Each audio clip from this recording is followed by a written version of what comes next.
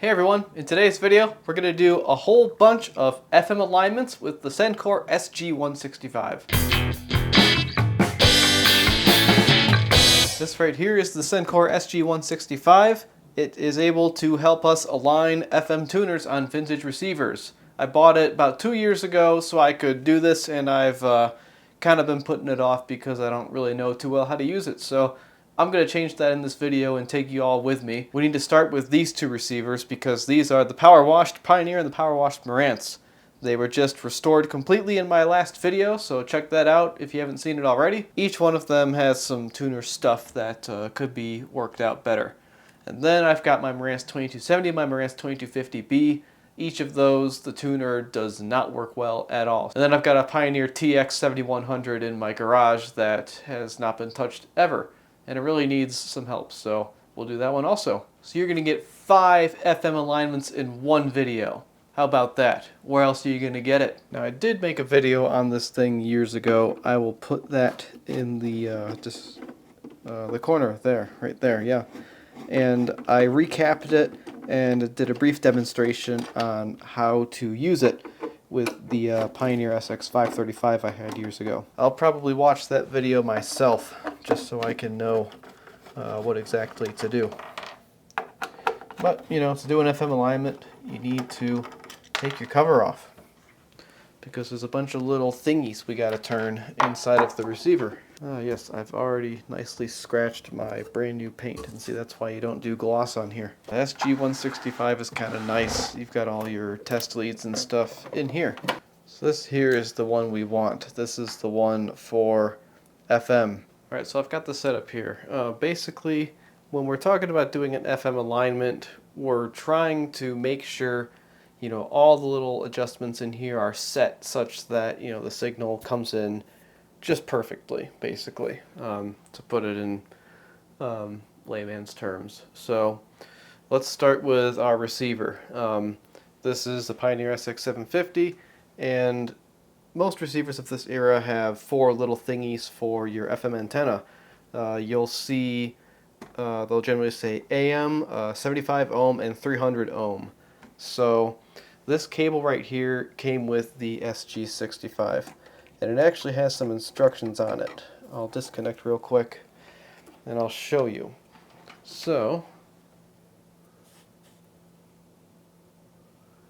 what we have here is the cable. You can see that for a 300 ohm balanced load or antenna or whatever, you're going to use the red and green alligator clips. So on the back of this receiver, 2 of these have a 300 ohm pointing at them. So I know that there are these 2 right here.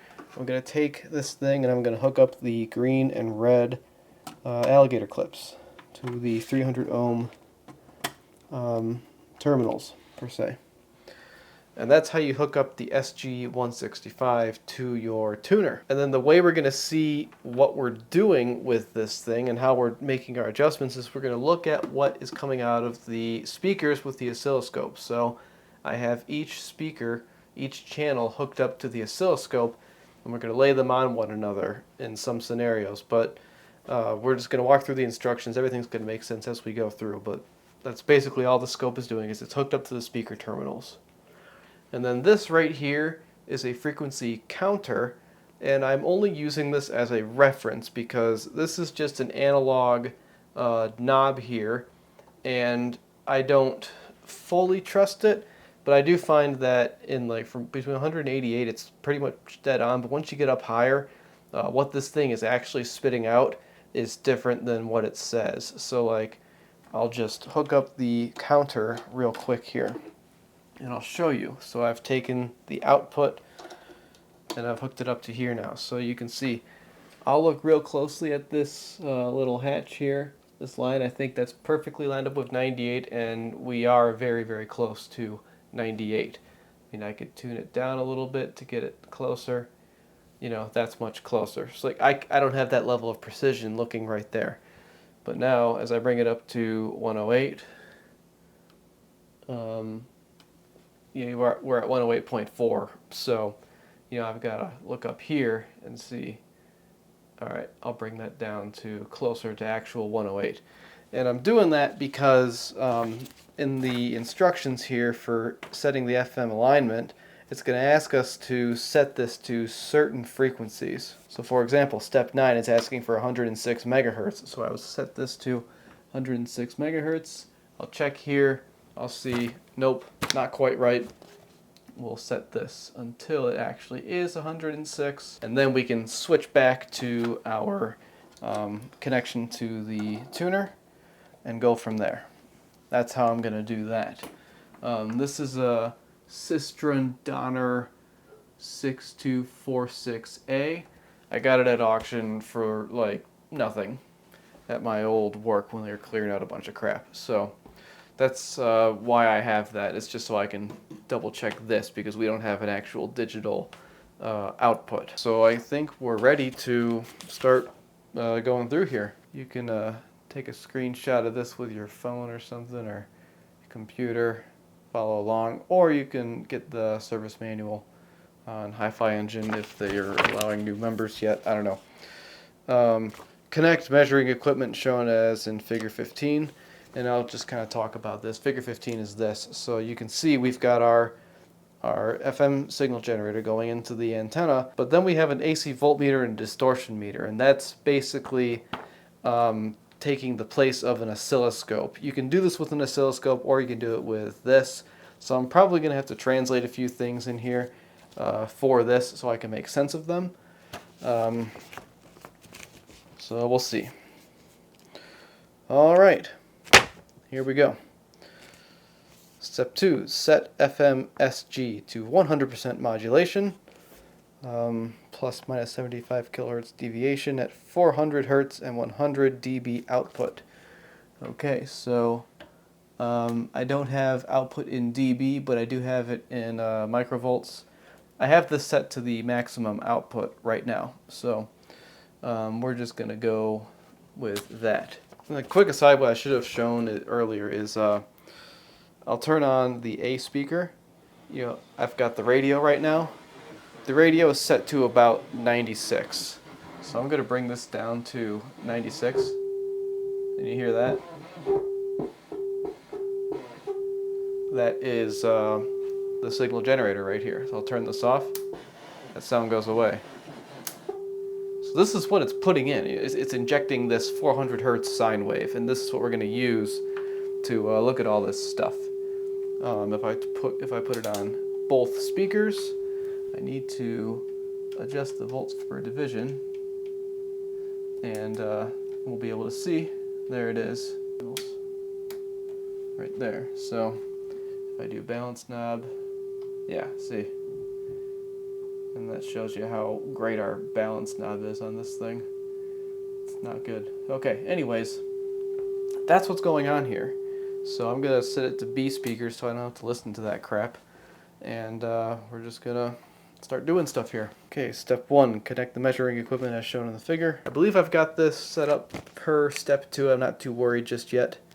So now let's move on to step 3. SX750 front panel, set FM switch to on. We are set to FM volume to minimum and muting off. FM muting is off. Oop. I need to clean that switch still. And then to do this, I've got some special tools. These are some anti-static alignment tools for stuff like this, because if you use some ferrous screwdrivers like this, it might affect your readings negatively. Step 4 is set TC6 to center of turning range. TC6 is a larger screw on top of the tuner cap. Okay, I don't know what that thing's turning range center is, because I can do multiple rotations and I don't want to unscrew it or anything, so I'm just going to leave it where it was. Step 5, tune SG and receiver to 90 megahertz. Alright, so we'll set this guy to 90 megahertz, and then we'll set this guy to 90 megahertz. We will check our 90 megahertz with our frequency counter, and I'm good with that right there. We are set to 90. adjust T4 core for maximum indication on signal meter. Okay, so what it wants the signal meter hooked up to is the record out. I don't have it on the record out, so I have it on the speakers. And as you can see, we have nothing. If I move over or whatever, can I get it? Yes, I can. I can get 90 all the way at like 91-ish. So we're way, way off. We gotta adjust this quite a bit. So, and of course it's got all the cores numbered in here and stuff. T4. I think I see that. Let's go ahead and adjust that. And I think that's the one I was turning in the restoration video.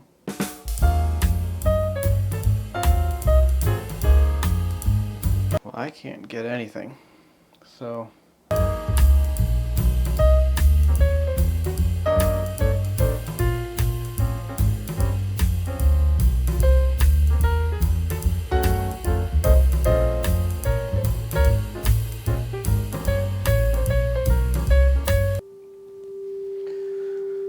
okay, after quite a bit of finagling between TC6 and T4, I got it to work. I think there was a really big mismatch between TC6 and T4 on this thing, so I actually had to go back to step 4 and mess with TC6 until I could get it to agree with T4 and have it say 90 on the dial here. So you might have to do that. Who knows? Alright, now we do T6, not TC6, and we adjust that for center of scale indication on tuning meter. So that's this guy. We want the tuning meter to be centered with our 90 megahertz. So I'll go ahead and turn that and see if I can get it to do the thing. Yep, it sure is. Okay. That's centered. Alright, cool. Step 8, set SG output to 8 to 10 dB and adjust cores of T1, 2, and 3 for maximum indication on signal meter. Okay, T1, 2, and 3. That's going to be our 3 little guys back there. So, I don't know. Let's see what happens here. As I turn it, I can get it to kind of bottom out at a certain maximum, and then as I keep turning it, it starts to go down. So I'm going to adjust it so that I'm at that maximum. Alright, we've done what we need to do at 90. Now we're going to 106. So I'm going to set my receiver to 106. Right there. And now I'm going to set the SG to 106. Let's see. And yeah, there it is. We can pick up 106, but we need to confirm we're actually at 106, you know. So let's go back to our frequency counter. Let's set it for 106. Yeah, pretty close, but we gotta come down just a hair. And that there is our true 106. So let's go back to the frequency generator. See, we're pretty close. Not quite there, but we're close. Now we're going back to TC6 and we're adjusting it for maximum indication on the signal meter. Okay, we did a lot of messing with TC6 earlier, so let's see if this ruins everything.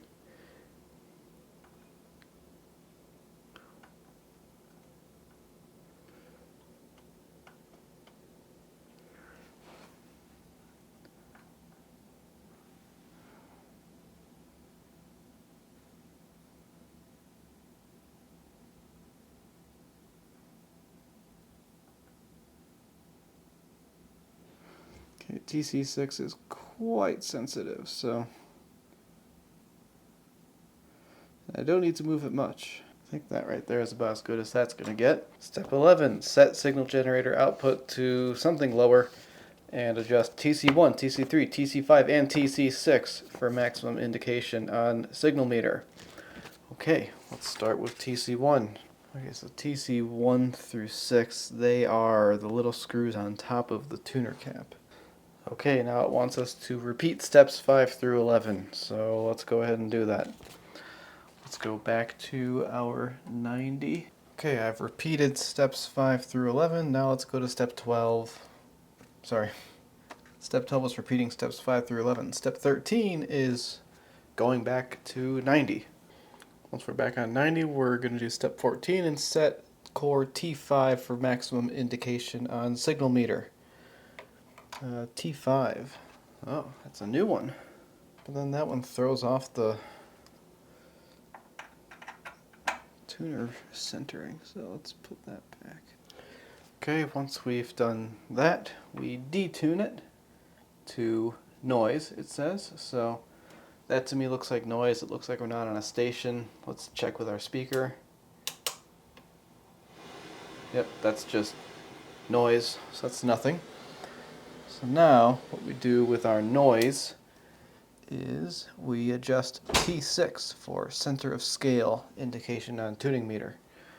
T6 is, we're already on the center, so I'm not going to adjust T6. Alright, now we're going to 98 megahertz. So we'll tune this to 98, and we'll set this to 98. Perfect, that's what we want to see. And now, adjust core T7 for maximum reading on AC voltmeter. So it looks like we're going to adjust for amplitude. That'd be the translation there. So T7 is off to the side here. That's a pretty big core. Let's see what happens when I turn it. Yep, we're adjusting amplitude. So let's get as close as we can here. Yep, see it goes down. As I adjust, I go up, and then it goes down again, so I think that's our max right there.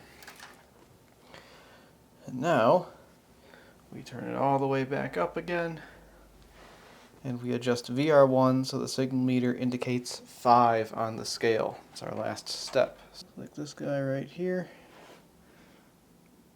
Let's bring him up to 5. And there you have it. Okay, looking good there. Our meters are centered and they're showing high signal, which is exactly what we want to see right now. Okay, we have done the FM section alignment, but we're not done yet because there's another thing called MPX, or the thing that allows FM to work in stereo. So now we gotta set that, and it looks like we can just kind of go off of what we've got here. This, it actually wants you to use an oscilloscope and an MPX signal generator, which we do have. This is our MPX signal generator, so I'll demonstrate that real quick. You can see the pilot is turned off. If I turn that pilot on, the stereo indicator is going to turn on. So there you go. We're in stereo, and now we're not. So what we need to do here is, first I'm going to set my balance off so that we're actually equal channels. Kind of a shame that our balance knob is like this, but you know, this receiver's been through quite a bit. Step 2, tune it to 98. We're there. Step 3, 60 dB unmodulated output. So let's go to there, I guess. I think this means we're not modulating. Step 4, connect the output signal 19 kilohertz of the MPX pilot to the horizontal blah blah blah pin 20 tuner assembly. I don't think we need to do that. We'll find out though. Okay, now we're going to adjust VR2 so that the Lysageus pattern displayed on oscilloscope becomes stationary. What does Lysageus mean? That's a new word for me. I'm just going to turn VR2 and see what happens. Yeah, I don't know what I'm supposed to be seeing there. Alright, I think I see what's happening here. I'm going to increase the volts per division of this one, and I'm going to turn it until it's a straight line. Okay, I see what it's having us do here. Okay, so steps 4 and 5 are kind of weird on here. I'm going to translate that to this setup. So, you know, we're set to 98 and all of that. What we're about to do is kind of work on the stereo separation. So what we do for that is we can actually turn off our channels here. Like if I turn off the right channel, it goes crazy. And if I turn off the left channel, it becomes okay because we're triggering to the right channel. So the left channel is off right now. There's nothing coming through. But if I were to increase my volts per division here, you'd be able to get a closer look into here. Kind of like, you know, that's what I'm doing on this. So I've got this turned up all the way. I got it turned up even higher when I pull this thing out. But this is all we need really. So really, all we're doing with VR2 is we are adjusting it such that this line is straight. See, I can make everything go crazy, or I can make it go straight, or I can invert it. See, I can do this stuff right here. What we want is a straight line right there. Can I make it straighter? Yeah. VR2 is pretty sensitive, so I like that right there. That looks straight to me. So let's call steps 4 and 5 done. And now this is where you've got your distortion meter. We're going to adjust core T5 for minimum distortion. We adjusted core T5 for maximum indication on the signal meter. I don't think I'm going to do that. So now let's see what VR3 does. And yeah, VR3 does the exact same thing. So we're just making sure that line is nice and straight. And that'll be your stereo separation there. Not bad. So at this point we should have a good, nice FM tuner. So let's hook up an antenna and see what we get. And yeah, we're picking up stations exceptionally well right now. This is not how it worked before. It did not work this well. So let's go to 94.7. Let's go to 91.9. Yeah, I would say my scale isn't perfectly accurate, but it's looking pretty good. Of course, that's our favorite channel right here, the FM generator.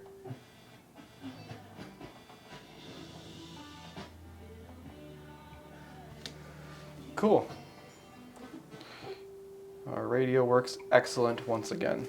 I should have taken a before video to show you exactly how terrible this thing was, but I'll do that with some other receivers. We can also align the AM section, so I don't know. Does AM work at all? From Livestock Project. You're gonna vote, and you better not set it home. And so bring 10 people with you. Yeah, right. You got John Tester out there in Montana. We got to beat him. Tim Sheehan, great candidate. Yeah, I was just in Montana. Absolutely beautiful. Yeah, there's no reason he shouldn't win in Montana. Yeah, I think that was these guys talking about Montana politics, and they don't even live in Montana. Incredible. So with that, the power washed SX750 is officially done. Now let's move on to the power washed Marantz 2230. Alright, Marantz 2230. I'm hoping this isn't awful because sometimes these early Marantz service manuals are not the best, and this one certainly has its fair share of mistakes in it that I've already found and everything else I've done in it. It's a really good receiver, really good amp, but unfortunately its service manual is not the best. Let's make sure we have sound, and we do. We've got sound out of each channel going to the scope, and you can already tell this thing is acting pretty weird. So We need an FM alignment. I mean, there is no antenna hooked up right now. And things are working, but we're not really getting stereo. Okay, there's one that's pretty good, but okay, I digress. Point is, we gotta get this done. So anyways, let's see what this says. Connect a signal generator and FM antenna, blah, blah, blah. Yes, we actually do need to do that. I have not done that yet. Marantz wants you to go to 87.5 megahertz to start. So let's go ahead and do that right to the bottom. And now we're going to adjust L104 for maximum audio output. Pioneer did not mark their circuit boards and Marantz did, and I can see through the cover that L104 is the one back there. So I've gone all the way down like it told me to. We can turn this off. The stereo, that is. Okay, it wants it for 3 to 5 microvolts, but if I set this to 3 microvolts, I don't get anything. So we're going to need to set it to something we actually get. Let's put it at the bottom here. See what happens when we adjust this thing. I think what it wants you to do is just kind of get your signal generator output to like the minimum to where you can actually read something, and then you're adjusting this core until you get maximum output, or what I'm doing is both maximum, and I'm doing both maximum and clearest output. So that looks okay right there to me.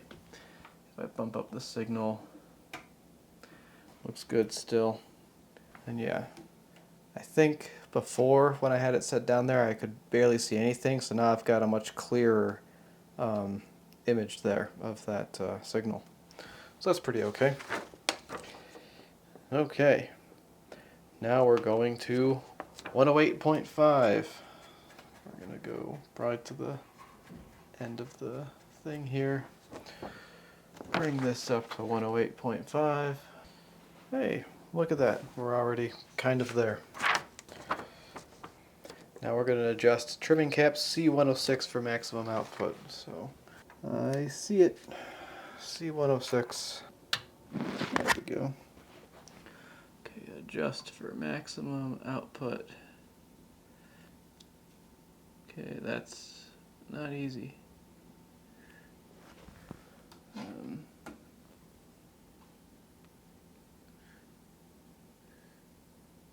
I wish I had never touched that. Okay, that is wildly sensitive.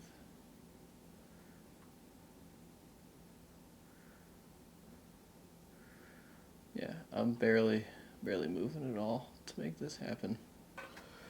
Yeah, I think I'm leaving that alone.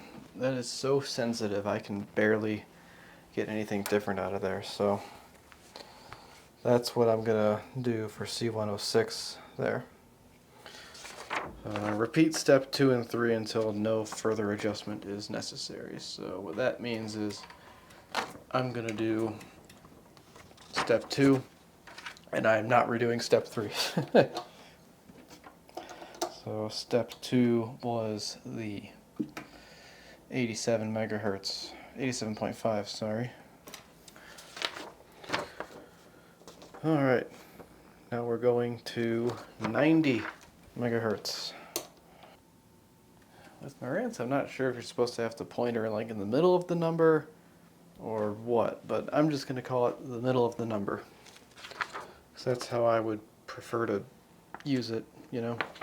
Step 5 says decrease signal generator output until the audio output level decreases with the decreasing generator output.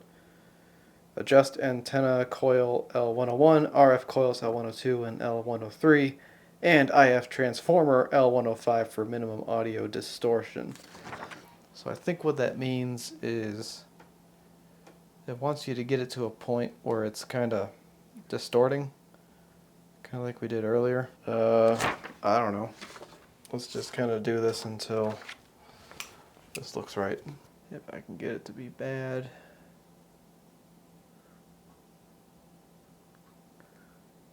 Or I can get it to be less bad.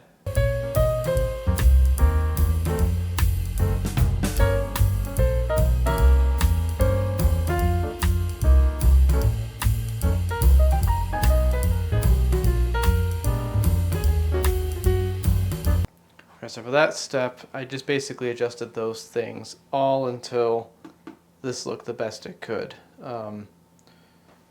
You kind of bring the signal down until it looks, like this. And if you get a high signal, it looks like that. Looks pretty good. But when you weaken it, you can make it look like that. You try to make that look the best you can, essentially. And this camera's battery is almost dead, so that sucks. I'm just going to go through the rest of the steps, really. There's not that much to see. And then that'll be how you align the 2230. I'll show you what it's like when we're done. So this one was a little weird. I had a little bit of a challenge getting it to work the way I think it should work. It gets kind of weird at step 7 of the FM alignment procedure. It says to adjust the secondary core of this thing on the P500 board. You got to remove this cover. The black one, it says to set it so that there's 0 voltage with no signal at J504. And I did that and nothing worked right. So what I did instead was I turned that secondary, or the black one, until signal strength was as high as it could be. So that seemed to get me much better results. And then I kept going and did the stereo separation alignment procedure. The only thing that's kind of interesting for me is I can't quite get this signal meter to go any higher than the second notch. So I don't really know what that's all about just yet. Maybe if I go back and redo everything it would make a difference, but I'm not so sure. But yeah, this one's kind of weird. I like the SX750 procedure much better. And yeah, funny thing about the thing I noticed, I was a rebel and did not what the service manual said. It turns out that I was actually correct. I went on Audio Karma, found a forum. It's looking for like info on why is this not pegging out, and found that yeah, you're actually supposed to set that not to 0 but to about 0.35, and what is it set to now for my best case scenario? 0.36. So I feel okay about that. I had some good intuition there. It's working great. I'm listening to a local station here, and it sounds very good. And it goes through stations very nicely. It picks up just about everything with just a wire. And everything's very centered. So yeah, if you're doing this and you try to set that to 0, you're going to have a bad time. Do what I said earlier, which was just turn that until you get the best case scenario there. So, while we're on the topic of early Marantz 22 series, let's whip out my dad's 2270, which I know has a very screwed up tuner. It needs a lot of help. God, I am never ready for how freaking heavy this thing is. Marantz 2270 is so dang heavy. It's absolutely insane. Boy, this thing has not been powered up in probably a year, maybe more. I used it as my full-time rig, but it's got some issues that prevent me from using it full-time. I believe it's got some failing switches inside, and that's kind of a shame. This is really the only Marantz where I've seen or suspected failing switches based on the behavior. But yeah, I restored this thing 10 years ago. 10 years ago I bought one of those kits. The guy I bought it from is not doing it anymore, which I get it. Putting together kits for these things is kind of terrible. So many little parts. If you miss one, it's about 10% loss on your end, maybe even 20%, because these components aren't worth very much. But if you miss one and you send it to the customer, suddenly you've got to ship a 50-cent component at like $5 or $10 shipping. So that's never fun. This thing could use a power wash if I'm being completely honest. Yeah, looking in here, there's a lot of things I would not do today. But the tuner on this thing is basically the same as a 2230. At least these boards are, but our tuning cap is very different. I'm going to do myself a favor this time, and I'm going to remove this cover so I can actually get to the inductors and stuff. Okay, yep, that's going to make life much easier. Okay, well, first of all, let me demonstrate how absolutely screwed up and terrible this thing is. So, look, it's set to FM. You can see the signal strength is pegged out all the way. Tuning is, somewhere. And as I go through, I can get stuff, but then it just goes away. So, and with no antenna, you would expect to see, something. You'd expect to hear something, but we've got nothing at all. So there's serious issues in this tuner, and I don't even know if we're going to be able to solve them with an alignment, but that's what we have to try to do first, is see if we can get it solved that way. Will it even align? I don't know, but we're about to find out. Alright folks, I did some stuff off camera that was a little eye-opening. It turns out my power supply had a bad solder joint, and it was not giving the tuner any tuner board, nothing was getting the right voltage for power. So off camera, over the course of like a few hours, I figured that out, and now we have that. But basically what that means is I want to redo this entire thing. I already aligned it once, but I'm going to do the whole thing all over again. So yeah, also I think I'm going to deviate from their instructions, the Marantz 2270 instructions, because what they tell you to do is go to like all the way out and then all the way the other way and just align to a certain frequency, but you're not actually tuning this to any specific frequency on your dial face, so you're not compensating for how this pointer may have moved over the years or how it may have moved in here. So instead of going right to 87.5 like it says in the instructions, what I'm going to do is I'm going to go to 88 on my pointer and then set my frequency generator to 88 and do it that way. So I think I'll go ahead and do that right now. Just going to set the needle to 88. I am still plugged in, and then I'm going to, like you saw me doing earlier, I'm going to set my generator to 88. Now we've got 88 on there, and I think you can see my oscilloscope, and yes you can. And let's see, I've still got the stereo pilot turned on, so let's get rid of that for now. And I'll turn off the actual speakers so we can see what's going on there more clearly. So, what does it want us to do? Set it to that. Set the tuner at the low point at 87.5. Like I said, I'm setting my tuner point to 88, and I'm setting that to 88. And now what it wants me to do is turn L105 for maximum audio output. So what I'm going to do for that, actually, is I'm going to kind of zoom in on the waveform, in a sense. I'm going to bump up my volts per division, and I'm going to bring each waveform up to here, kind of thing, so I can see the peak of my waveform. And then I'm going to back this off until it starts distorting some. We're already looking pretty good here, actually. So you can see it's kind of, you know, blippy and whatnot. So we're going to take our tool and we're going to turn L105 and see if we can get that to look better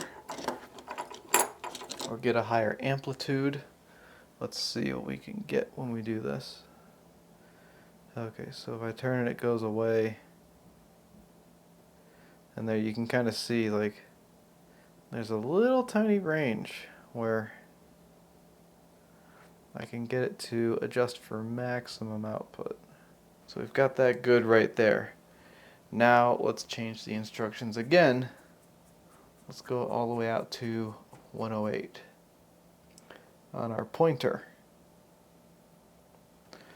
And let's go to 108 on our signal generator.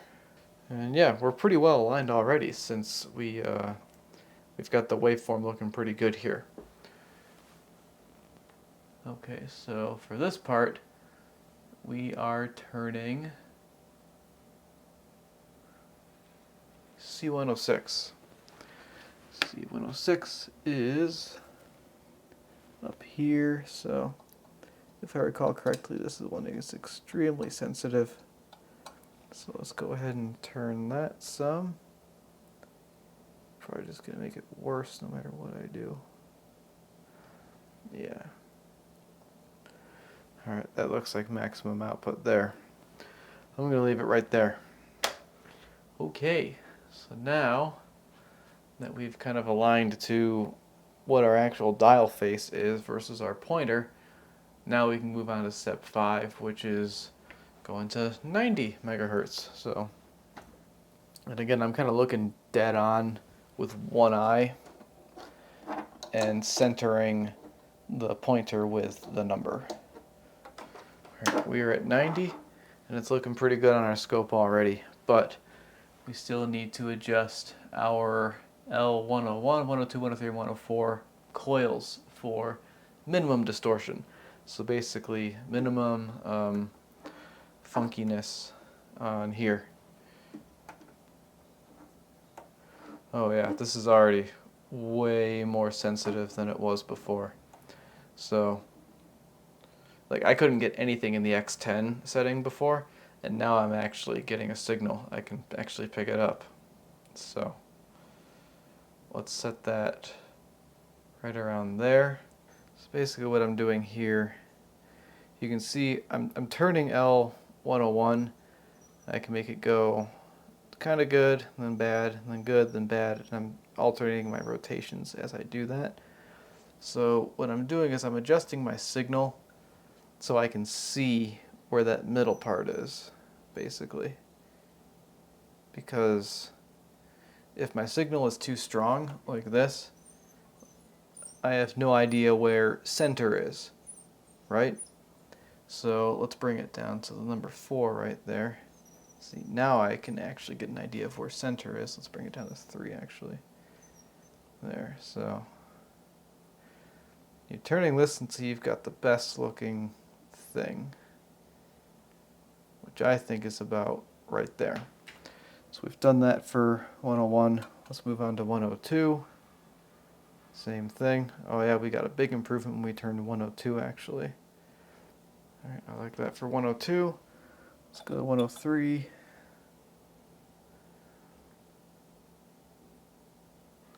Yeah, can't get it much different with 103.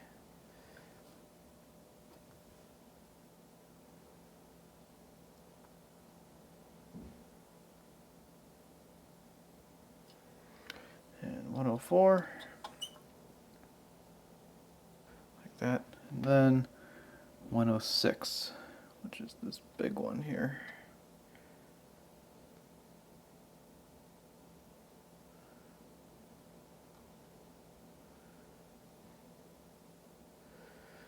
I think I need a little more signal to see clearly there.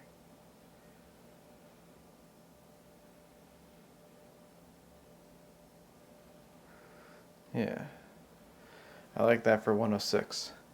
I'm just going to go through and do 101 again just to be sure. Yeah, I'm not getting anything different as I mess around with the coils. So I'm going to call that good for our 90 megahertz there. So now we're going to do the same thing for 106 megahertz. So I'm going to center my needle at 106. I'm going to set my generator to 106. And as you can see, once again, we're pretty close, but let's get this as close as we can. Okay, so there's my signal. Gonna move this a little bit. Okay, now we're gonna turn C, 102, 103, 104, and 105 for minimum distortion. There's 5 little capacitors here. That's where we're going. So let's see what happens here. As I turn this, oh, it gets bad. And yeah, see, look, I can get it almost exactly right there. So, see, we're just trying to center in on that perfection there.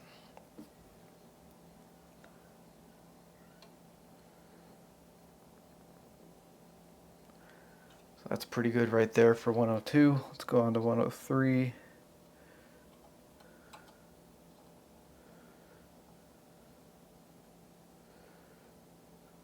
Just the tiniest little turn of these capacitors can just completely rock everything. So you gotta get it exactly. Yep, that's pretty good. And see, we gotta come down in our thing too. We're getting it dialed in more and more. So I keep backing off the multivolt output, or millivolt output.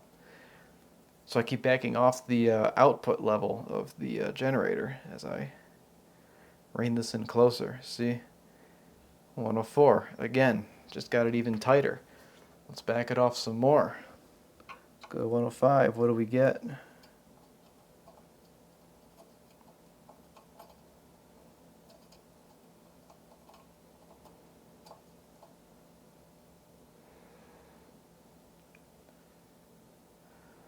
Yeah, I can't quite get it much tighter with 105, unfortunately. But hey, excellent progress here. I like that there. Okay, so now at step 7, we're going to go to no signal, and now we're going to turn the black core until we've got tuning meter centered. Since we have no signal. And of course this one is sensitive to my Ferris screwdriver, so I gotta kind of try turning it, take it out, and then see what I've got. And it looks like I just got it dead on right there, so I'm happy with that. Next, we're going to 98 megahertz with maximum signal output. Okay, and then it says to put the tuning meter in the center. Okay, then it wants us to adjust the pink core for minimum distortion. I don't necessarily agree with that, doing that at full output. I think I'm going to back off the output actually until I get distortion, kind of like that. And then I'm going to adjust my pink core. I think I'm adjusting the pink one for maximum output. So basically this is the bottom of my waveform. I want to get maximum amplitude, so that's right about there. And I believe me moving the screwdriver out of there is okay. So, alright, we've got FM aligned. Now let's do the stereo separation. We are already in the 98 megahertz, so that's excellent. So that means what we can do is do the stereo separation. So what we're going to do is we're going to turn on our pilot like so, and we're going to bring these back into frame like this, right? Let's get our balance knob figured out. I don't know why I've got a weird phase shift on this receiver. I don't like that at all. I don't know if that's a tuner thing or a preamp thing, but that's pretty bad right there. You don't want that. That's a different problem for a different day though. Okay. Let's get it looking like this. We've got our stereo pilot on. This is sensing stereo, and now we can turn off one channel. As you can see, we've got some waviness right there. That's not what you want to see, actually. What you want to see is nothing there. So we're going to zoom in on that, and we're going to start turning these down here. We've got some coils on the P300 board. We're going to do what steps 2 and 3 say. So let's go over to L301 real quick. Let's see if we can get this to go away. Can't exactly get it to go away, unfortunately. Which could be a matter of how we're tuned here. Let's see, I can get it to be least bad, like right there. Maybe if I adjust there. See, this is what I ran into earlier also. There's still some things that ain't quite right on this receiver, and it's a little unfortunate, but whatever. So now I zoomed in on that with my volts per division, so now as I zoom out and I put it to the same as what it was before, you don't quite get that. And see, as I tune, you can get this to change depending on where you are on the scale. Yeah, like right there is best. So what I'm gonna do actually is I'm gonna set my center, my black core up here where we changed where the tuner meter centering is. I'm gonna set that to where this is right now actually, because what this is its best stereo separation. So if I set my tuning meter to right there in this scenario, you can see like if I go off, I get worse stereo separation. If I go off again, I still get worse stereo separation, or I lose stereo entirely. In the middle here, it's looking much better. I'm happy with that. Let's see how it sounds.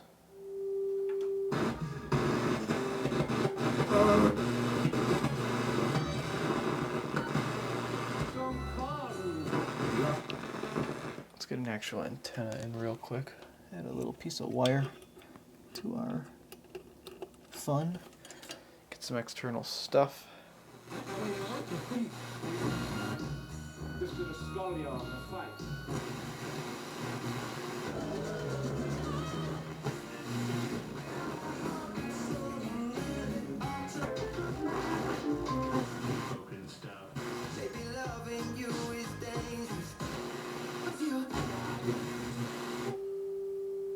And there we are, back at our signal generator. So this tuner is still not perfect, but for what I'm doing here, it's going to be just fine. I think my cap needs to be cleaned also, and I probably should have cleaned this the day before and tuned it later, but for now, I'm just going to clean this now that it's aligned and hope that it just works better when I'm done.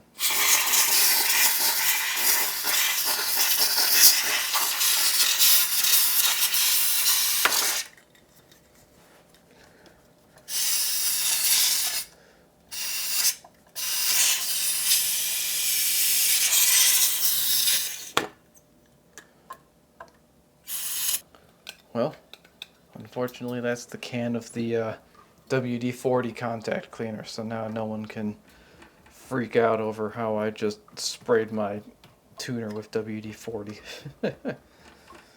So sad. I suppose I could buy another can, but I have some CRC downstairs that I'll use. Okay, well that helps a lot with the 2270 here. Glad to know that this thing is less broken and more capable of being put into service. And yeah, the fun thing about when you do stuff like this is when you spray the cap with that contact cleaner, it completely throws off everything for a little bit until it all dries. Like, this is the only station I can pick up right now. 3.5 Bozeman's Fast Mix. Yeah, so like this is 103.5 and that's all I can get right now. So it'll come back. I'll double check later. Or maybe I'll just need to completely realign everything. I don't know. But even if I do, I know how to do it now. Well, what's funny is for our next guest, we actually need to leave the 2270 out because it is a receiver, which means it has a power amp and a preamp, and that's what we need in order to hear our next contestant, the Pioneer TX7100. It is just a tuner. You cannot hook up speakers to this tuner. So let's see what's going on in here. This thing is interesting. I bought it on eBay years ago, and the cap is kind of dirty, but you can hear, like, when we're tuned to a station, you get that scratchiness. So that's your telltale sign of a dirty cap. So what I want to do is pull this cover, which we'll probably need to do to make adjustments anyways. And we're just going to clean this thing out with, oh, now I got to go downstairs and get that extra contact cleaner I have. I'll just spray this again then. And we'll exercise it a little bit.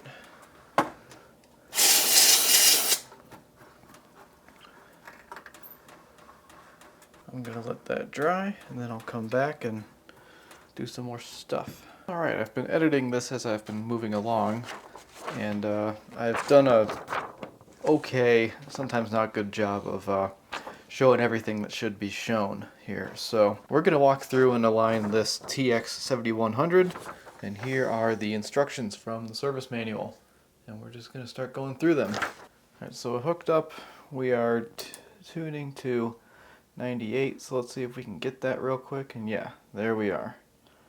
There's our 98 megahertz. And I don't know about you, but it looks like we could probably be doing a little bit better there. So let's go ahead and go through this alignment process. I don't know if it's coming through, but this is a very shaky right now in the screen. So what we're going to do is we're going to start the FM adjustment. Set it to 400 Hertz at 100%. Connect it to the 300 ohm balanced. We've done that. Connect the scope. Distortion meter, we're not going to quite do that. I'll show you. Alright. Set the signal generator output level to 8 to 10 dB. So we have a microvolt output. I'm not exactly sure what this equates to, but oh geez, which one do I have? I think KCW and KUW are North America, because FM is different in different countries. So I think we're going to go right here. We're going to set our dial to 90. I'll put it right in the middle of the 90. And then we're going to set our signal generator to 90. And again, we're going to confirm. And there we've confirmed a 90. So we'll go back here. And we're pretty close already, so that's a good thing. But let's go through and do the thing. We're going to set them to 90, and then we're going to do T4, T1, T2, and T3 to obtain peak output. So here's our little diagram here. I think we should do it in that order. So let's start with T4. T4 is a little core right here on the side.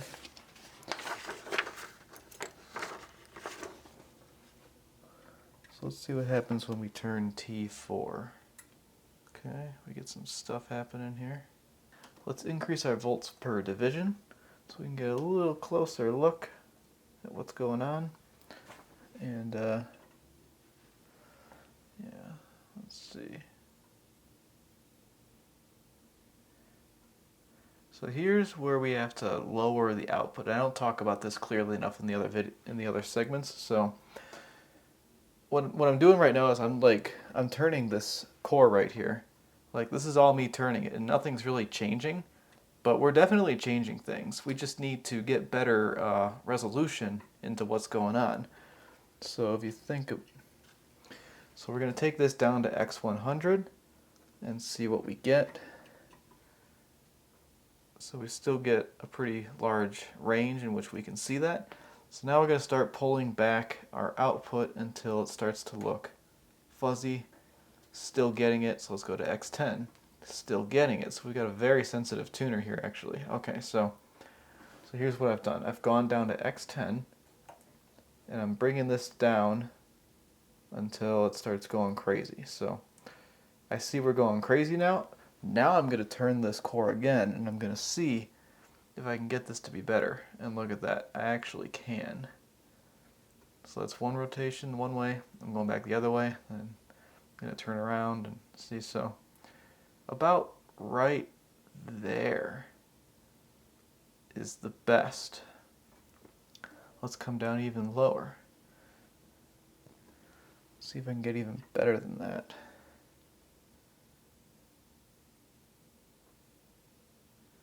So yeah, that right there is pretty good.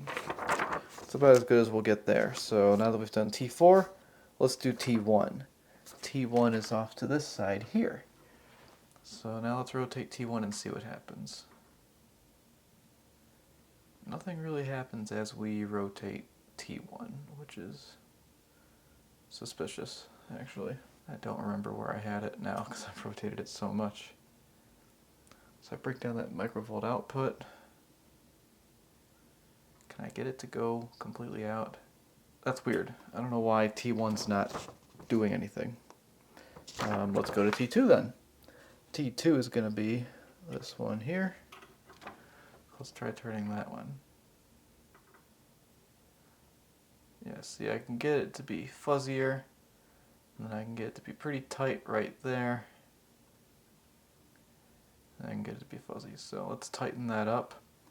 Here's another thing we can do actually. We can kind of lower the peaks here. Let's do an extra volt per division like this. And then we can kind of zoom in on what we've got going here. So get a little bit better picture of what's going on. So like there, that's way out. You can discern the sine wave, but it's kind of tough. Then right here, you can see it a little bit better. But then it's going to go out again. So we're just turning this until we get our strongest sine wave. I think I'll bring this up a little bit just to help me. See if that can help me at all. Because we might have been too low. Okay, I think that's it right there. So now we're going to T3. T3 is our last stop here. See, I can get it to be much worse. And much worse going the other way. So let's tighten that back up. There, that's pretty okay right there. I like that. Okay, now that we've done that, we're going to set everything to 106. So let's go all the way out here to 106 on our dial. Let's change our signal generator to 106.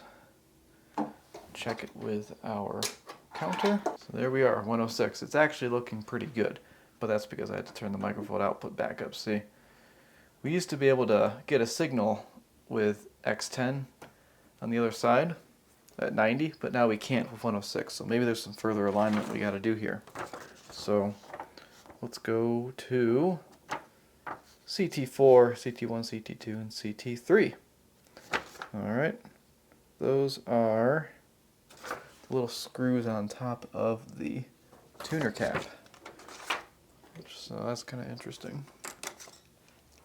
Let's see, does everything get all messed up when I go up there? Not really. Okay, so we're going to bring this down until it looks crappy.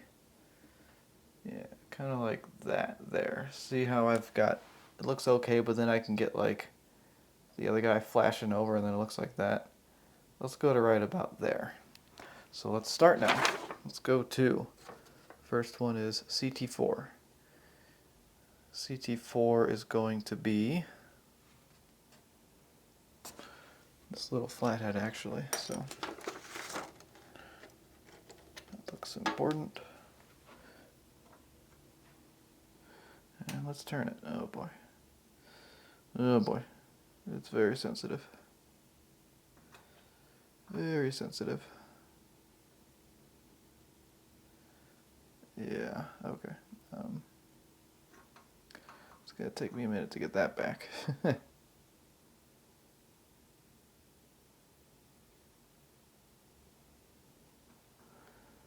Or is it ever gonna come back? Alright, I need more signal.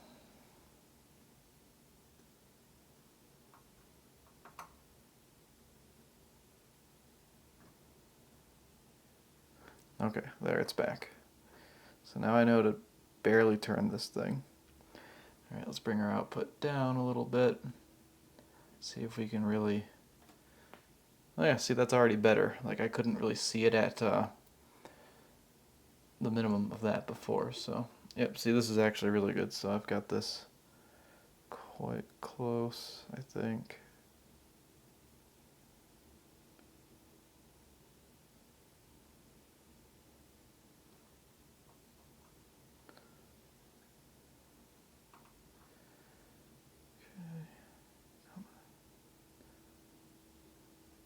Almost hit it. Alright, that's it. I got it. That's quite nice. Okay, moving on to CT1. So CT1 is going to be this screw right here. It's got some Loctite on it, so we're changing the factory setting here. Man, I have to go to the X1. Okay, we're not that sensitive. Okay, so that's CT1, CT2, and then CT3. Okay, I like that. Okay, now it wants us to repeat the previous steps, so I think that's pretty good. Let's go back to 90, where we were before. Yeah, still looking pretty good here. So let's repeat those steps again. We'll go to T4, 1, 2, and 3. Let's see, can I get it any better than it was? Yeah, that's actually better. Wow. Okay, I like that. Okay, T1 still doesn't do anything. Okay, let's repeat it at 106. I think we were able to pick that up better last time. So now let's go back to, oh yeah, we have to do C4 again. This is going to be terrifying. Let's see, can I get this any better than it is? Well, I got it a little better. Okay, yeah, I couldn't quite get it there before, so now I can. I'm actually going to leave that alone. Alright, then let's do C1, 2, 3 again. Okay, I like that. I don't think I want to repeat that again. I think I'm doing okay. So now we actually do go back to 90, and we're going to mess with core T5. So let's head on back to 90. And T5 is back here. And we're going to adjust that for maximum output. What happens when we adjust it at all? Okay, T5 was in a pretty good spot. So we'll leave that there. Okay, now it's time to detune to static. Let's just make sure we actually have static. Okay, that's static. And it says to turn T6 until that's centered, but it actually is already centered. So I'm not going to worry about that. Okay, now it says to set it to 82 megahertz. Well, I can't do that because I'm in North America. I cannot do 82 megahertz, whatever that last step is. But this thing is picking up stations exceptionally well. So I'm going to call that part aligned. But now we get to do the stereo separation, which is always fun. So what does it want us to do stereo separation at? It doesn't say what frequency to do it at, so I think you can do stereo separation at like anything. So let's just go back to 90 and do it there. That looks pretty strong right there. Let's go back to FM stereo. We are in stereo, and suddenly things got a lot worse. So okay, let's lay our signals back on top of one another, and let's turn one of them off. So see right there, that waviness right there? We want that line to be straight. We need to make this line straight. So that's what we're about to do. So we're going to adjust T8 real quick. Okay, now it's turning. Alright, yep, interesting. So you can see already, let me turn this down. We're trying to get maximum amplitude out of the one that's turned on, basically. So let's zoom in on that. See, I can get it to go up there, then down, then up there, then down. So we want peak amplitude. So there's that. I like that. Now we can come back to center here. And it looks like we've actually already improved things quite a bit. Remember how wavy this line was? Now that we've adjusted T8, it's actually gotten straight. But there is one more step. It wants us to adjust the core T5 for minimum distortion. T5 back there. Yeah, we messed with T5 once already. Let's see. I think we'll have to do what we did last time, which is we'll zoom in on this waveform. We'll take down our signal until it looks crappy. And let's adjust this for minimum distortion. And yeah, I don't really get anything different out of there. It looks like the last thing we gotta adjust is VR1. So I guess I'll go in there and do that real quick. It's got some paint on it. And we want maximum separation. So I guess I would expect that once I touch this, I start getting worse separation. Yeah, I'm just gonna leave that one where it was. And I think we're done here. I think we've got excellent separation and all that jazz, and that we've got a functioning tuner. Kids today will know. Is a listener-supported production of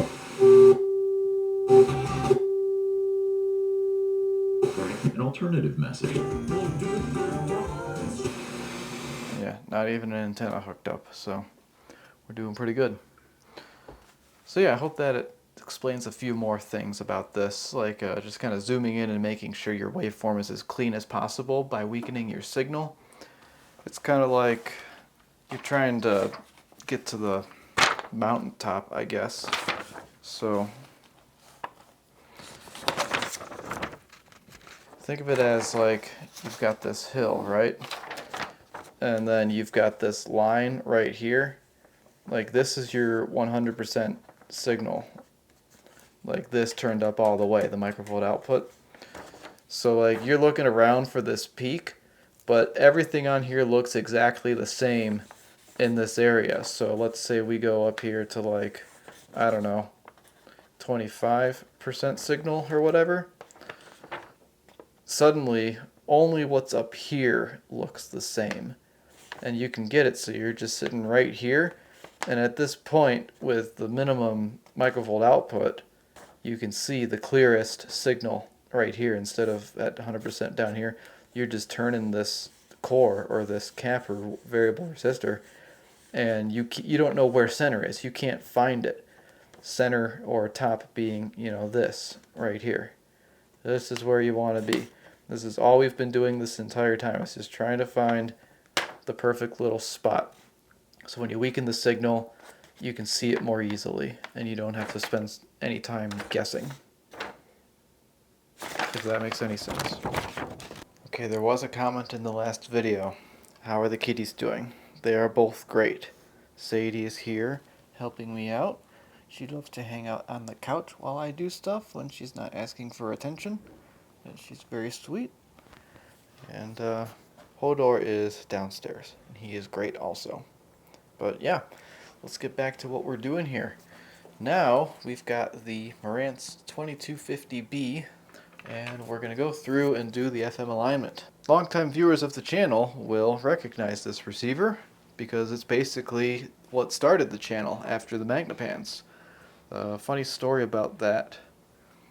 I don't know if I've told that story on here, but I saw these broken Magnapans in a town in Pennsylvania when I was there before. For I think I got them for like $150 maybe 100. I don't know. It was kind of really something trying to communicate with the guy. I couldn't get a straight answer out of him ever. But, you know, I got to talking to him. I said I work on this stuff. And he said, hey, you want them free Marantz? And I was like, yeah, sure. And he gave me this Marantz 2250B. And it was kind of in pieces. It had a broken dial pointer. And it just needed some work. It needed a good cleaning. It was not very clean. But he couldn't find the faceplate because he had just moved or something. So he kept saying, oh yeah, I'll mail you the faceplate, I'll mail you the faceplate. And he never did, and he was 3 hours away. I finally just got serious with him. I said, bro, I need this faceplate. I need you to have it ready for me when I come down on this day. And he finally obliged and left it out by his front door. I swung by, I picked it up months later, and now I've got the complete 2250B. Did a full restoration on this thing, chronicled in a series of videos very early in the channel, and here we are. It's been my main receiver the entire time, but I didn't know how to do an FM alignment at the time, so here we are. So I'm just going to be reading off of my computer monitor off to the side. I don't have a printed copy of this one, so let's do step 1, which is connecting the signal generator. We've done that. It wants me to use the tape output jacks, but I'm using, you know, actual outputs here. I've already got it set to 90 right now. I was playing with it earlier. So now what it wants me to do is set the signal generator to 87 and provide about 3 to 5 microvolts, which is, I've got it at 5 right now. See this microvolt output? You can do X1, 10, 100, or 1000. So like this is going to be your strongest signal. And I'll show you that. You can kind of see it. But then I'll back off to 100. I'll back off to 10. You see we've got some static now. And then at X1, you can't even see it on there, but you can hear it.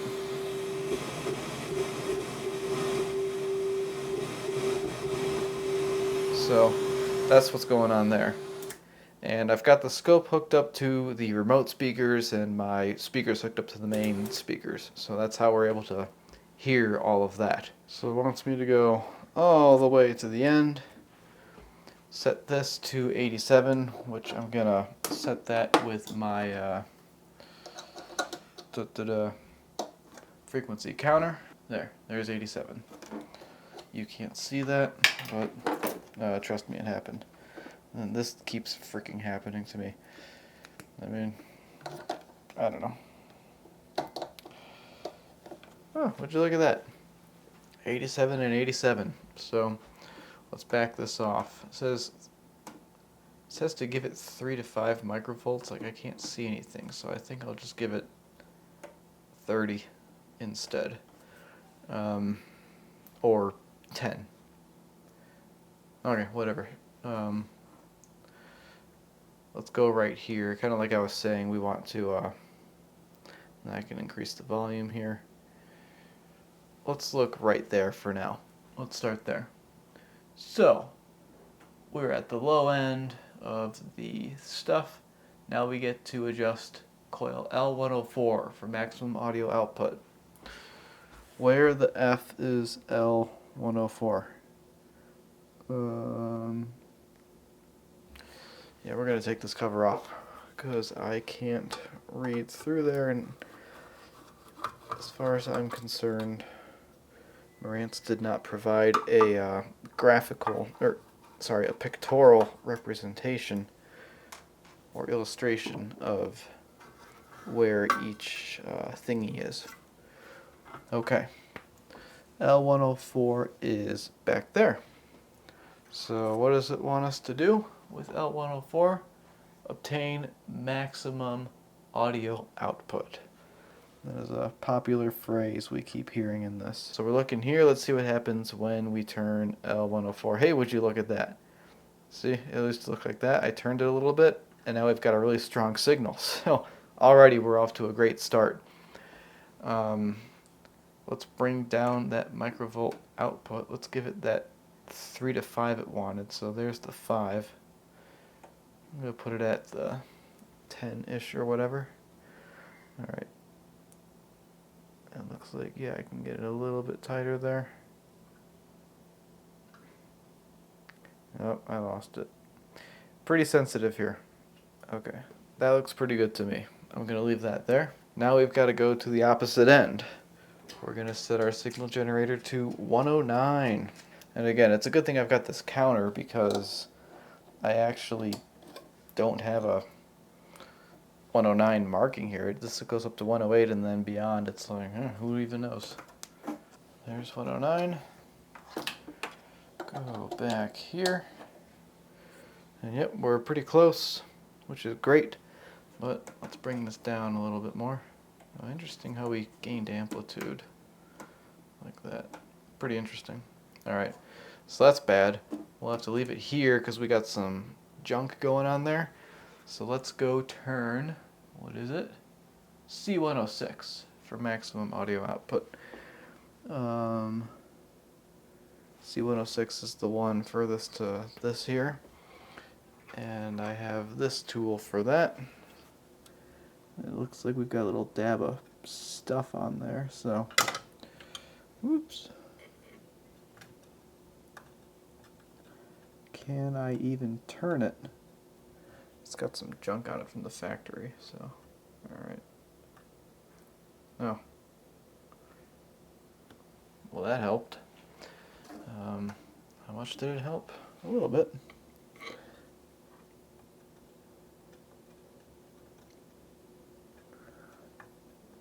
Can I get it better? Can I get the tool to mesh with the capacitor? That would be helpful. Okay. Yeah, look at that.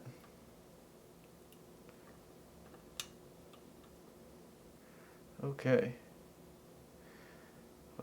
Apparently I broke it.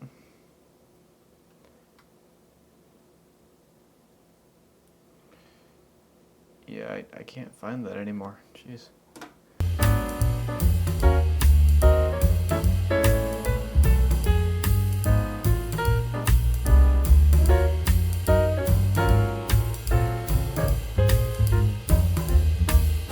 Yeah, I don't know what just happened here, but if I set this thing to 109, I can only find the signal at like 106 on the dial.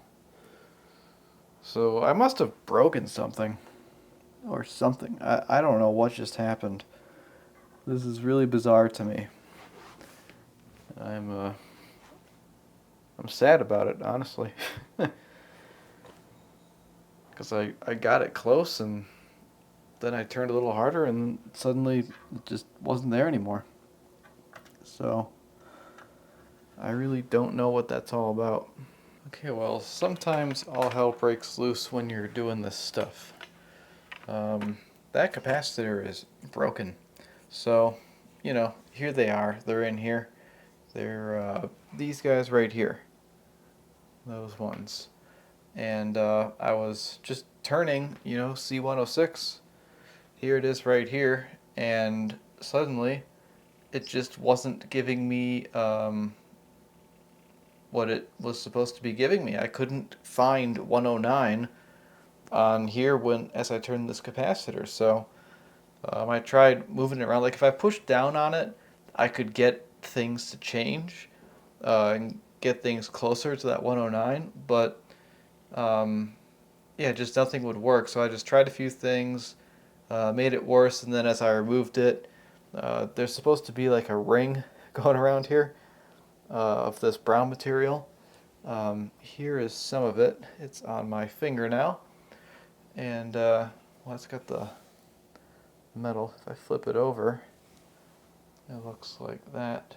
Come on, camera. So this is completely broken, but there are some on Mauser, and there are some on DigiKey, so I'm gonna buy one or two of those and throw them in and see if they make this thing behave the way it's supposed to. Yeah, it's a real shame that this happened, but you know, I guess it's a good thing it happened because I'm trying to make a real thorough, comprehensive video on just doing an FM alignment. But you know, I always like to include stuff like this because sometimes things suck and they don't go right. And all you can do is try to fix it and move forward the best you can. For whatever it's worth, the service manual says that these trimmer capacitors are for between 1.5 and 10 picofarad, or as we would call it at my last job, puff. 1.5 to 10 puff. So we'll see if we can find a good replacement for this. Well, good news. I was able to replace that trimmer capacitor with something brand new. Here's the old ones kind of in here. That's an old one. Come on.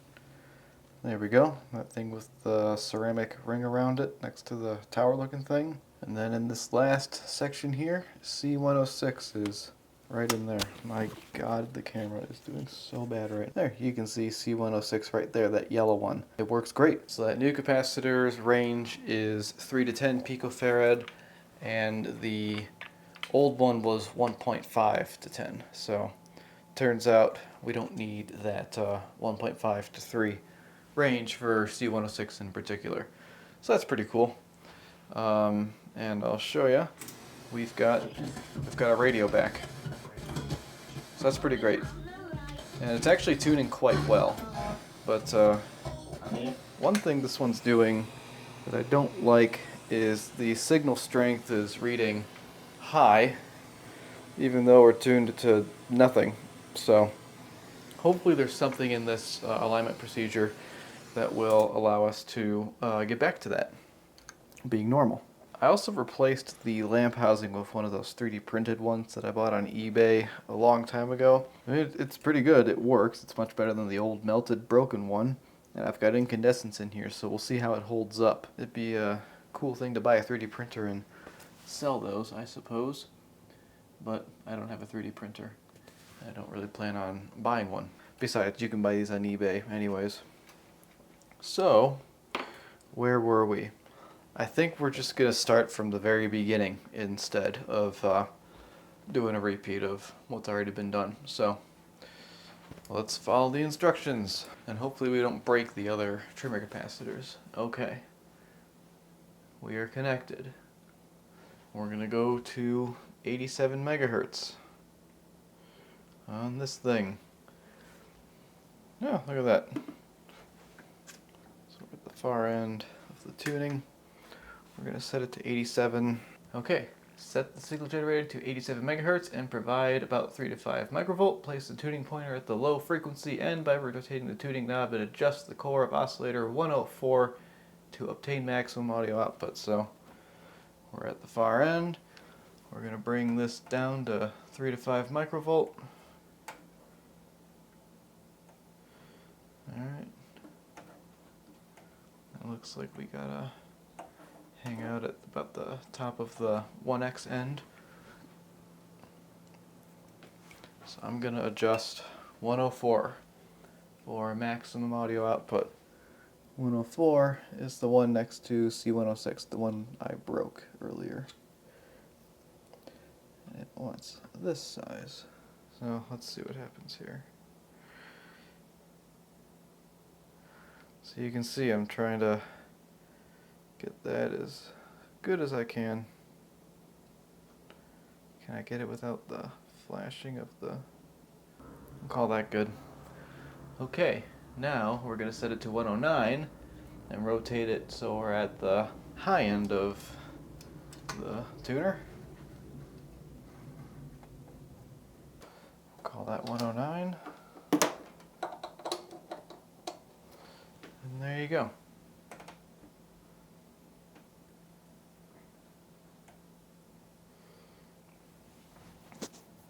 Okay, so we could do a little bit of adjustment there for C106. I think we can get that better. And this time it's not going to break, right? Let's hope it doesn't.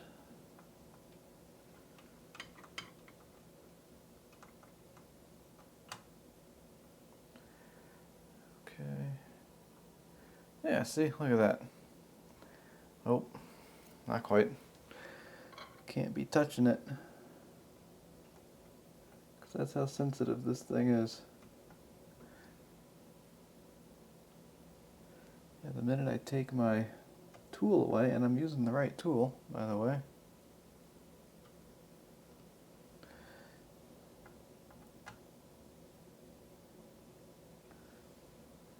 Jesus, this is awful.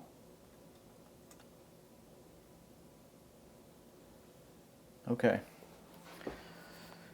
It took a long time to get there, so I am staying right there. I like that. That was tough. And, yeah, it's pretty okay. I don't think I'm going to get much better than that, honestly. Okay, so now we're going to move on to step 4, which is repeat steps 2 and 3, and I don't want to. So now we're going to set the frequency generator to 90 megahertz.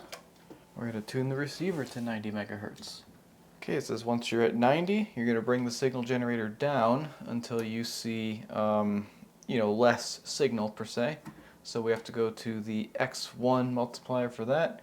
We can get it down to almost nothing. So here we are. We'll leave it at this for now. We'll adjust later. So now we're going to adjust the coils. 101, 102, 103, and 105 for minimum distortion. So let's go. Let's start with 101. See if I can get this to be any better than it is. Here I go. Okay, that's not really changing much of anything. That's a tougher one to write in. That looks pretty okay to me, for the most part. Okay, let's do 102 now. If I can get that to go awry.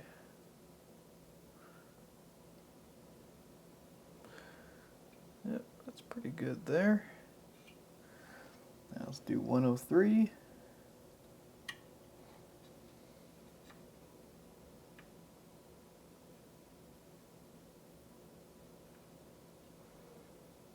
Honestly, it was in pretty good shape to start. Alright, and then we'll do 105, which is this purple one here.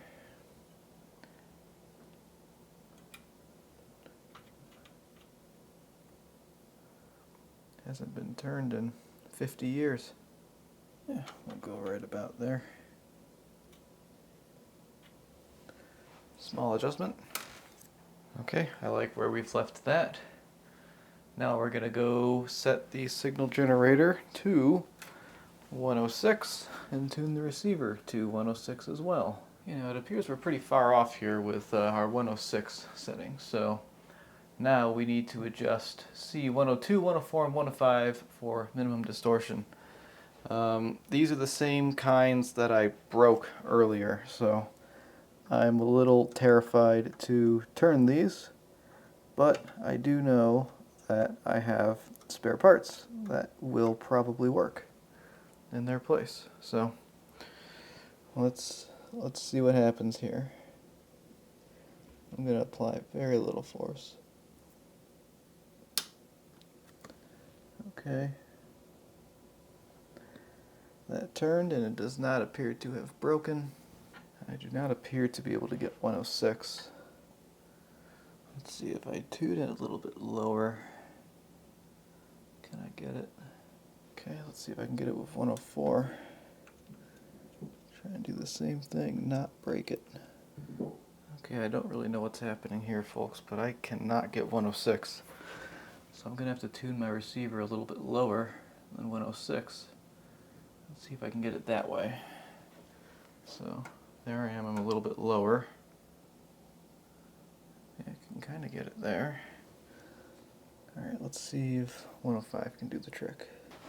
Okay, yeah, I can't get them to be 106, so I'm going to tune it to like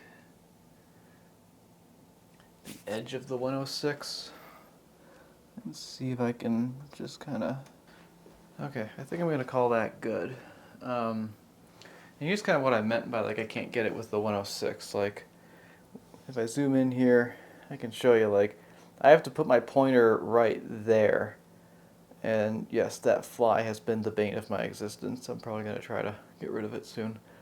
You know, I'd like to have it, you know, there, centered with 106 kind of, you know. But all I can do is put it right about there. And then it's happy. So, I don't know. We're just going to go with it that way.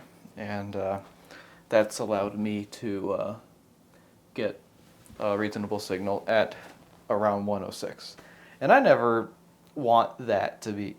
I never expect these to be perfect anyways. Like, they're analog things, and this is literally glued to a string, you know? Like, you can't expect perfection, in my opinion. Alright, I got rid of the fly, and I actually had to clear some space off of the SD card because this has been a lot of video. I'm editing this quite a bit because there's just so much. I can't put it all in. You would all fall asleep. Let's move on to the next step. So it says repeat steps 5 and 6 until no further adjustment is necessary. I think I'll do the 90 again, but I'll do the 90 such that the needle is kind of positioned where I had to put the 106. I'll see if I can get them to line up nicely. Okay, and it still looks pretty good even when it's off to the side like that. I can center it. Oh, I've been putting out stereo this whole time. Maybe I wasn't supposed to be doing that. Okay, let's see if I can get it to be a little nicer with it off to the side a little bit. So we'll start with this coil again.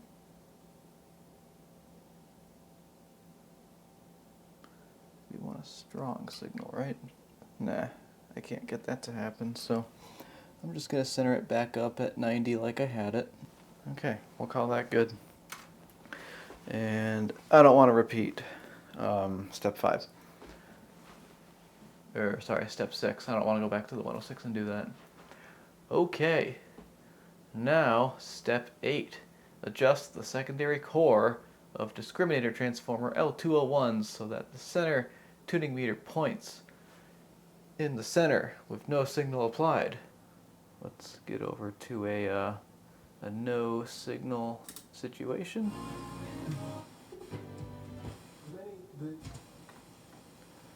We're at no signal. It's basically in the center with no signal applied.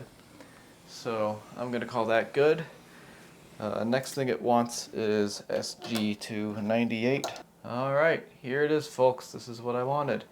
Step 9 is to set SG to 98 megahertz at full signal and adjust R374 so that the signal strength meter may read 90% of the full scale.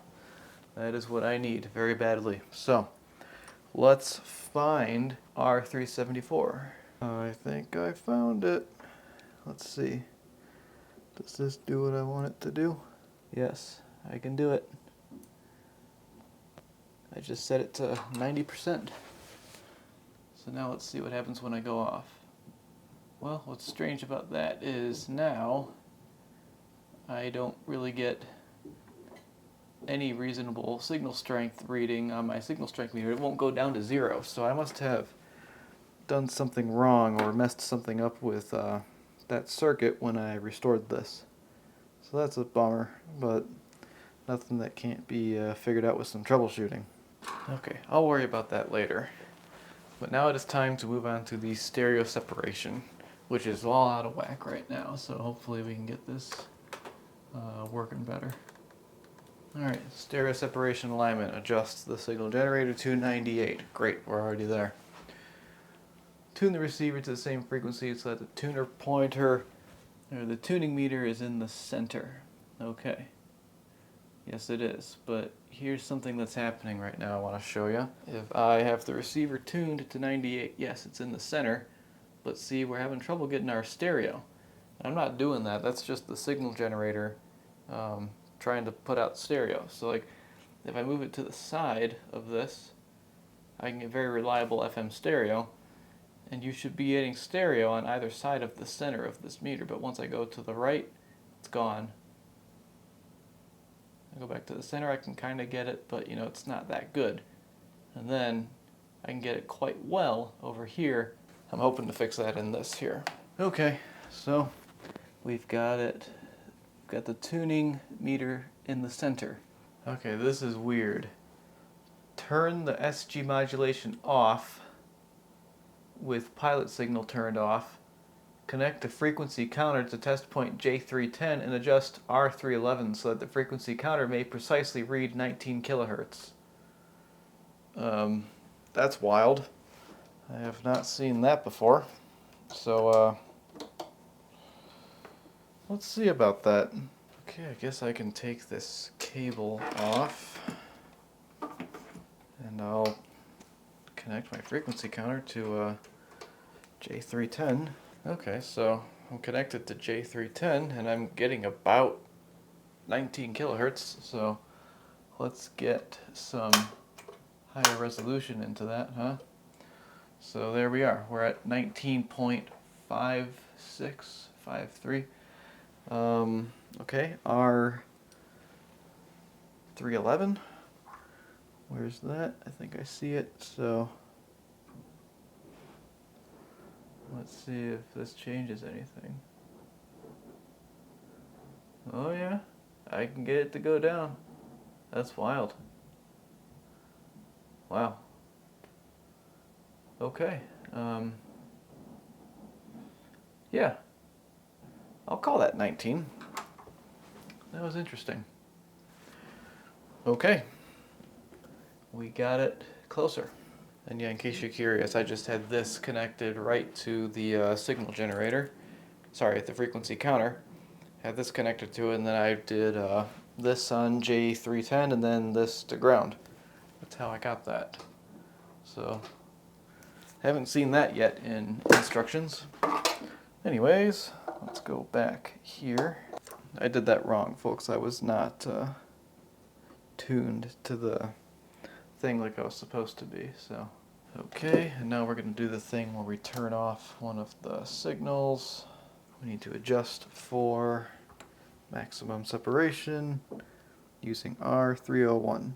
Okay, none of that helped my stereo separation issues, or my stereo centering or whatever. So I'm just gonna do this whole thing again and see if I can get it to behave the way I want it to. Okay, I just went through it and did the alignment again, and couldn't quite figure out why I can't get stereo as the way I should be getting it. So something's wrong in here on this particular receiver. The signal strength meter also just doesn't work anymore, which is kind of weird. So that's a separate issue that I'll need to track down on my own time. A little technical and a little boring for a video, but we'll see if I even try. Because, I mean, right now, the radio works, you know? Sure.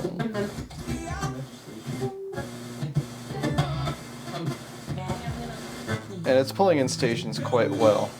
I mean, let's disconnect our... I just disconnected the signal generator, and here we are, no antenna. Pulling in plenty of stuff with, again, no antenna. So that's pretty good. And this is the station I want anyways, KGLT. And then, so yeah, I'm pretty happy with how it's working right now, so I think I'm just going to leave it alone. It's pretty well dialed in, the best it can be. per the instructions, and yeah, it's going to be a lot to troubleshoot this thing because the integrated circuit in the service manual, it's got a lot of voltages on it, but they covered it in glue, so I can't check any of the voltages from up here, which is very annoying. So I don't know, it's good enough for me. And I actually have a surprise for you all. At the beginning of the video, I said that we're only going to be doing these 5 receivers, but I figured since this video is so freaking long, might as well make it even longer.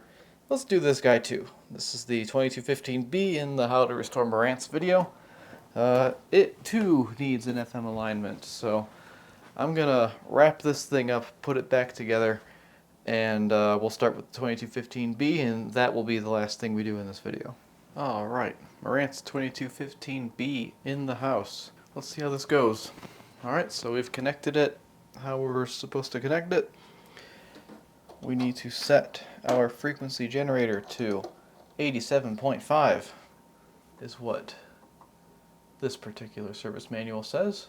Okay, we're at 87.5 and we're going to the far end of the scale. And it looks like we've got nothing right now, but that's okay. We get to adjust coil L103 to do that. And I know why we have nothing, it's because I forgot to plug it in. So let's plug it in first and then see if we have nothing. Okay, we do have nothing. Alright, that's fine. L103, so we've got one PCB on this thing, and I'm just gonna look at the board and I see L103 right over there, so let's go turn it and let's see what happens. There, we found it. Yes, I do have the speakers turned on. I will turn those off so we can...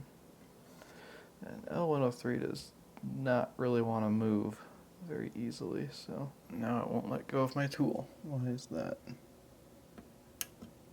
There we go. Okay.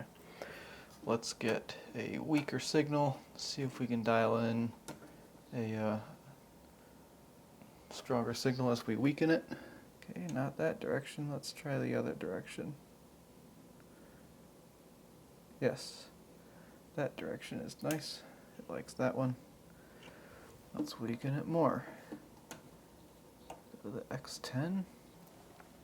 Yeah, that thing is really bad to turn. My tool is slipping and it doesn't really seem like we're going to get much closer. As good as I think I'm going to get it. So we'll call that step 2. Alright, step 3. Set the signal generator to 108.5. So I'll do that. Okay, so I've done that. Now we go send this to the far end. It looks like we almost got it.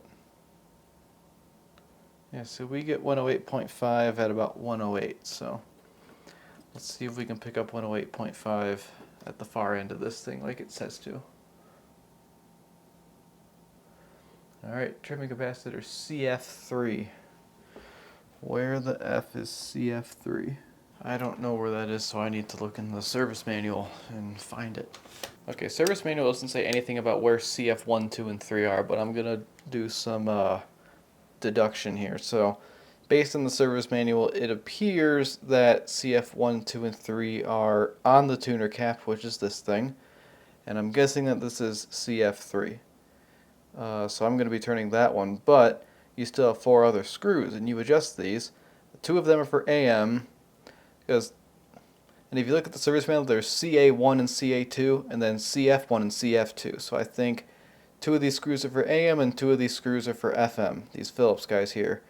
And if you look at this wire right here, this orange wire goes directly to this thing, the do not use as handle, which is your AM antenna. So I'm assuming that these 2 middle screws are for AM, and then, well, okay, middle, whatever. Then this outer screw, and then this third one in, we'll call it 5. So 5, 3, and 1. I think that's going to be CF3, 2, and 1. So that's my guess. We'll see if that's true. And go from there. So anyways, where were we? We set our frequency generator to 108.5. Right. Yes, it's still there. I did that. We put the dial all the way out. And now let's turn CF3, which I think is that odd one. And this is the same style as we had on the 2250B that broke, so I'm gonna be really careful. Okay, it's turning. It did not break. Alright, let's see if we can pick that up. So far, no. Oh, there it is. We've got it, folks. We can indeed pick that up. Now, if it's anything like the 2250B, I'll have to set it and then remove my tool and see if it stays. Okay, cool. This one is a little bit more polite to me. Let's move these down so we can see. Let's back off our signal, still good. Back off the signal, still good. X10, back off the signal. Okay, now we got some fuzzies. So let's turn this a little more and see what we get here. So yeah, I think I've correctly guessed CF3 because it seems this particular trimmer in the adjustments on the procedures I've followed for all these Marantz receivers, this is the most sensitive one to adjust. So it appears we've got CF3 identified, and it appears it is tuning to the 108.5 in a spectacular way. Look at that. So let's leave that there. Now let's move on to the next steps. Repeat steps 2 and 3 until no further adjustment is necessary. So I will go ahead and repeat step 2 since I made a pretty big change to CF3. Let's get back to our, what was it, 87.5, and send this all the way back down. See if it's still good. And would you look at that? We need to readjust. So let's do that. I didn't like adjusting this one. This one was lame. Okay, I think that's pretty good. I think it's about as good as I got it last time.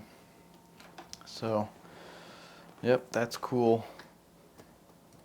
And yeah, let's repeat step 3 again since that was yet another pretty big adjustment. And yeah, would you look at that? We need yet another adjustment. Yeah, very good. That's about as good as I had it before, I think. Okay, yep, we're going to stay right there. And then I'll go back and I'll do step 2 one more time. And if I have to change this a lot one more time, I'm just going to not do this again. Okay, I've repeated steps 2 and 3 like 5 times now and I'm over it. So we're moving on to step 5. Set the signal generator to 90 megahertz. Okay, I have set the signal generator to 90. I've tuned the receiver to 90. We're going to decrease the signal output so we can get it looking bad right there. So now what we can do is adjust L101, L102, and L105 for minimum audio distortion. So let's go ahead and do that. Here's 101. Let's see if it turns any better. It appears L103 completely rounded off my tool and destroyed it. Great. Do I have another one? Looks like I do have something similar. Yeah, it does. Great. Okay, as I turn this, I can't get it to look much better. As I turn this, I can get it to look a little better. Okay, we've done that. And now we set this to 106. We set our pointer to 106.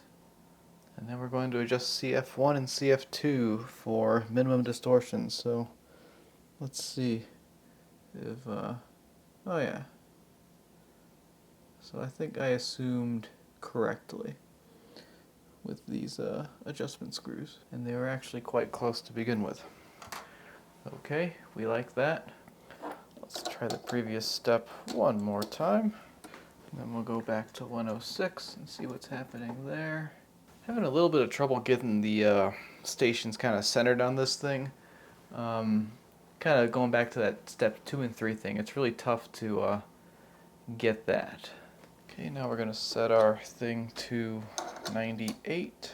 And then there's a whole bunch of random stuff here for step 8. But I think what I'm going to do is just kind of go for it and adjust based on what I see here on the scope. So we're going to start with L106. Okay, and the one quick thing we did is we checked for maximum voltage at pin J814. It's got a green wire going between it and J115. We adjust core L107 to achieve maximum voltage on the voltmeter. I just did that real quick, and looks like we're good to go now. So now we get to do stereo separation. So we're going to turn on our pilot, turn off one of the channels. Oh geez, I've been doing this whole time with only one channel. Whatever. Not a big deal. Okay, we're going to do the 19 kilohertz thing again. So let's connect our probe once again. Set it to 10 kilohertz. And we're going to connect to pin J120. Where was that? Okay, I found J120. And now I just need to ground this out. And I've got 19 kilohertz.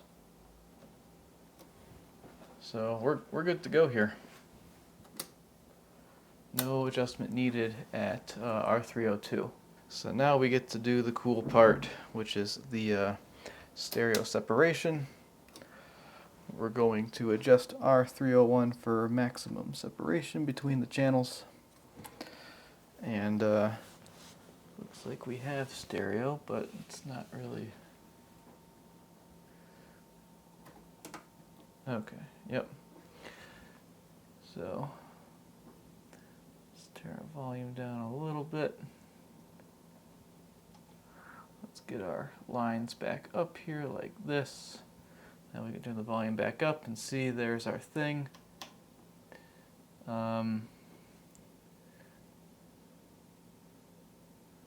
Okay, let's see if we can do it. R301, where's that at?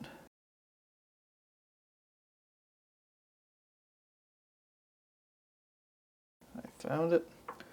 So let's do it. Adjust it for maximum separation. So we want this line to be flat. That's the wrong way. And that's pretty flat there. And we're tuned to center. So I like that. Let's turn our speakers back on and see how everything is performing. Yep, we're picking up stations great.